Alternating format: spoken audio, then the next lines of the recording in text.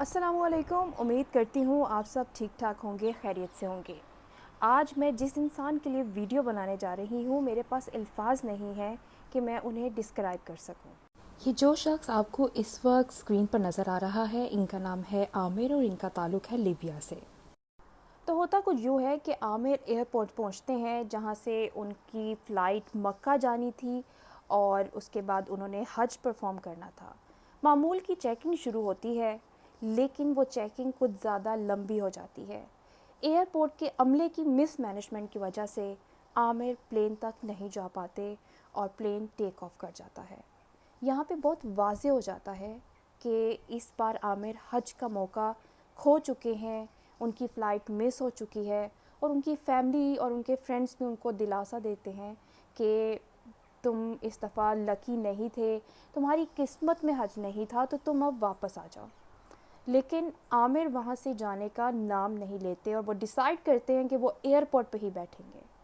اور پھر یہاں پہ ایک میریکل ہوتا ہے کہ وہ جہاز جو اڑ چکا تھا، مکہ کی طرف رواں دواں تھا، وہ واپس اسی ایئرپورٹ پر آ جاتا ہے۔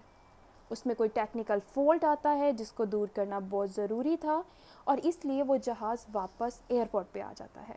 عامر بہت خوش ہوتا ہے کہ اب فائنلی وہ دوبارہ سے جہاز میں بیٹھیں گے اور حج کرنے کے لیے مکہ کی فلائٹ وہ دوبارہ سے لے لیں گے۔ لیکن یہاں پہ کیا ہوتا ہے کہ عامر کے بہت اصرار کرنے پہ پائلٹ جہاز کا دروازہ کھولنے سے انکار کر دیتا ہے اور عامر کو لیے بغیر ہی ٹیکنیکل فالٹ دور کر کے دوبارہ سے ٹیک آف کر جاتا ہے۔ یہاں پہ سب اس کو کہنے لگتے ہیں، عامر کو کہنے لگتے ہیں کہ قسمت نے تمہیں دوسرا موقع دینے کی بھی کوشش کی، لیکن وہ تمہارے نصیب میں نہیں ہے، تو تمہیں اس بات کو مان لینا چاہیے۔ پھر کیا ہوتا ہے؟ پھر یہ ہوتا ہے کہ وہ جہاز دوبارہ واپس آ جاتا ہے۔ یہ ایسے لگ رہا ہے جیسے کوئی سٹوری میں آپ کو سنا رہی ہوں، کوئی امیجینیٹو سٹوری ہے، یہ سچ میں ہوا ہے۔ وہ جہاز تیسری بار واپس آتا ہے اور اس بار پائلٹ یہ بولتا ہے کہ جب تک میں عامر کو اس پلین میں نہیں بٹھا لوں گا، یہ جہاز نہیں اڑے گا۔